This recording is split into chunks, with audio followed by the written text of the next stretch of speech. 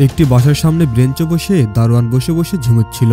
ঠিক সেই সময় একটি মেয়ে এসে বেঞ্চে লাথি দিয়ে বলে, এই ছোট লোকের বাচ্চা, তুই এখানে পড়ে পড়ে ঘুমাচ্ছিস? কোম্পানি তোকে টাকা দেয় কেন? ঘুমানোর জন্য? ডিউটি কে পালন করবে? তুই করবি না তোর বাপ করবে? আজকে আমার কোম্পানিতে কোটি টাকার ডিল হবে, ক্লায়েন্ট আসবে, যদি এসে দেখে তুই এখানে ঘুমাচ্ছিস কি হবে বুঝতে পারছিস? আমার কোম্পানির মান সম্মান থাকবে? শোন, তোকে একটা কথা বলছি, আজকে সারাটা দিন তুই দাঁড়িয়ে দাঁড়িয়ে ডিউটি করবি, এক সেকেন্ডের জন্য যদি তুই ঘুমাস না, কেউ বুঝতে পারছিস, তোকে আমি চাকরি থেকে আউট করব। এই বলে মেয়েটি সেখান থেকে চলে গিয়ে গেট খুলে ভিতরে প্রবেশ করে। কিছুক্ষণ পর একটি ছেলে ভিতরে যেতে লাগলে দারোয়ান বলে, আলিফ তুই? ভাইয়া তুমি এখানে? আমি তো এই কোম্পানির সিকিউরিটি গার্ড অনেক বছর ধরে। ছেলেটি বলে, এটা আমাকে কখনো বলো নাই কেন? দারোয়ান বলে, আমি তো কই নাই ভাই, তুই কত ভালো জায়গায় পড়ালেখা করছস, আর তোর কত ভালো ভালো বন্ধু বান্ধব, হেরা যদি শুনে তোর ভাই সামান্য একটা সিকিউরিটি গার্ড। তোর কি ভাই মান সম্মান থাকবো ক? ছেলেটি বলে, কি বললা ভাইয়া তুমি? মান সম্মান? আমি যদি বলি যে আমার ভাই একজন সিকিউরিটি গার্ড, আমার মান সম্মান চলে যাবে? এরকম মান সম্মানের আমার কোনো দরকার নাই। আমি এরকম শিক্ষা পাই নাই, আমার বড় ভাই আমাকে এরকম শিক্ষা দেয় নাই ভাইয়া, আমি কখনো লুকাইতে পারবো না। আর তুমি কি বলতেছো? যে এই পরিচয়টা লুকাইতে কখনো পারবো না, এই পরিচয় দিয়েই তুমি আমাকে এত বড় করছো। এবার দারোয়ান বলে, ভাই শোন, তুই এই অফিসের কাউরে কইস না যে আমি তোর ভাই, তাইলে তোর মান সম্মান থাকবে না। আর তুই বলে অনেক বড় একটা ডিল করতে আইছস, হে ডিলও তো হইব না, ক্যান্সেল হয়ে যাবে ভাই, প্লিজ ভাই কইস না ভাই। ভাই তুমি কি বলতেছো এসব? পাগল হয়ে গেছো? আমি নাকি আমার ভাইয়ের পরিচয় দেব না? আমি সবাইকে চিল্লাই চিল্লাই বলবো, পুরো দুনিয়াকে বলবো যে তুমি আমার বড় ভাই, তুমি এখানে থাকো। আমি মিটিংটা শেষ করে আসছি, আর হ্যাঁ, আজকের পর থেকে তোমার আর এই চাকরি করতে হবে না। এ বলে ছেলেটি সেখান থেকে ভিতরে চলে যায়। দারোয়ান মাটির দিকে তাকিয়ে দেখতে পায় সেখানে একটি চাবি পড়ে আছে। চাবিটা হাতে নিয়ে বলে, এটা তো মনে হয় আলিফের চাবি, যাই গিয়ে দিয়ে। দারোয়ান তাকে চাবি দিতেই ঠিক সেই সময় মেয়েটি দাঁড়িয়ে দারোয়ানকে একটি চড় মারে আর বলে, কত বড় সাহস তোর, তুই ওনার নাম ধরে ডাকছিস কেন? ছেলেটি তখন রাগ হয়ে বলে, আপনি ওনার গায়ে হাত তুললেন কেন? মিস্টার আলিফ, আপনি রাগ করছেন কেন? ও আপনার নাম ধরে ডাকছে, আর এদেরকে আমার ভালোভাবেই চেনা আছে। ছেলেটি বলে, আপনার ফ্যামিলিকে আপনাকে এই শিক্ষা দিয়েছে যে বড়দের সাথে এরকম খারাপ ব্যবহার করতে হয়? আর আপনি তো একটা কোম্পানির ওনার, একটা এমপ্লয়ির সাথে এরকম ব্যবহার করেন আপনি? আপনার ব্যবহার আমার একদমই পছন্দ হয় নাই, আমি আপনার কোম্পানির সাথে এই ডিলটা ফাইনাল করব না। মেয়েটি বলে, মিস্টার আলিফ আপনি রাগ করবেন না, 2 টাকা একটা সিকিউরিটি গার্ডের জন্য আপনি আমার সাথে এত বড় ডিলটা ক্যান্সেল করে দিবেন? ছেলেটি বলে, আমি বলছি তো। কিন্তু আপনি এমনটা কেন করছেন? আপনি যদি ডিলটা ক্যান্সেল করে দেন আমার কোম্পানির অনেক বড় ক্ষতি হয়ে যাবে। প্লিজ আপনি এমনটা করবেন না, আমার অনেক বড় লস হয়ে যাবে। যে কোম্পানির ওনার তার এমপ্লয়ীদের সাথে ভালো ব্যবহার করতে পারে না, একটা বড় মানুষের সাথে কিভাবে কথা বলতে হয় সেটা সে জানে না, সেই কোম্পানির সাথে কাজ করা একটা বোকামি ছাড়া আর কিছুই নয়। মেয়েটি বলে, আপনি এই বেদবের বাচ্চার জন্য আমার সাথে ডিলটা ক্যান্সেল করবেন? হ্যাঁ করব, কারণ উনি আমার ভাই। কি? একদম ঠিক শুনেছেন, উনি আমার ভাই, আমার রক্তের আপন বড় ভাই।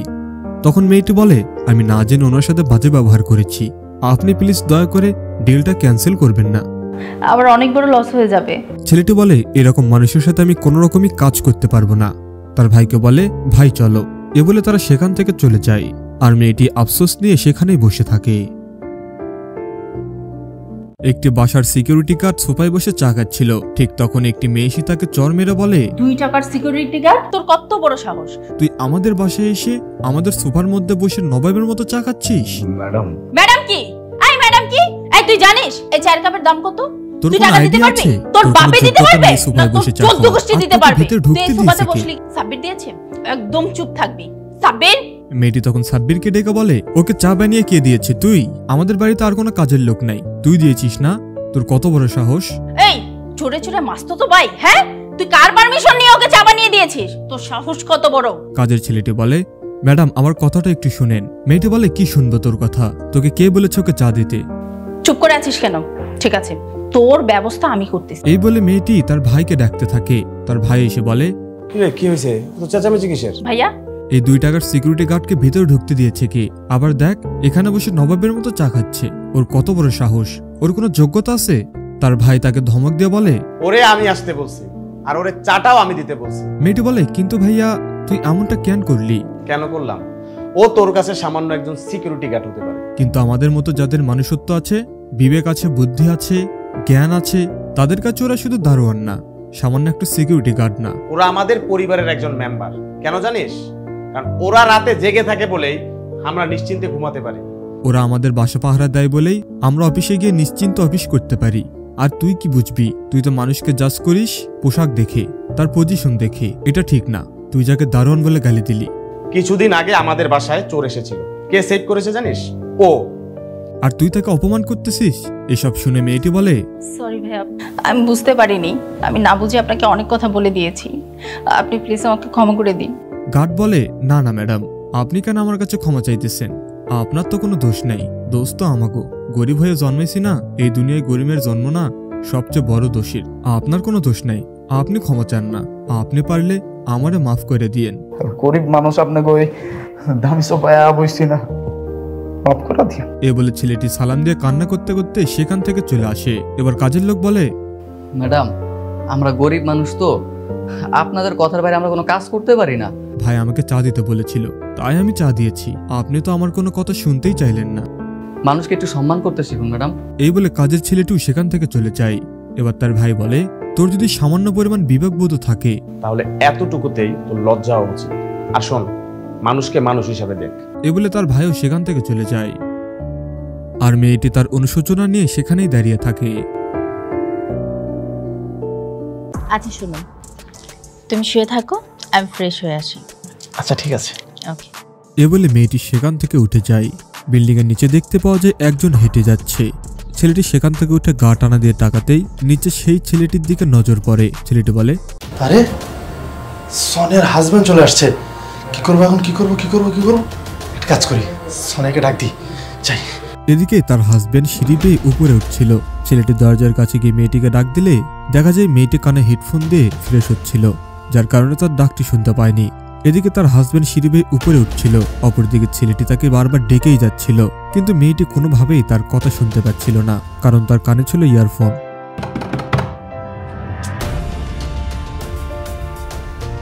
সোনিয়া,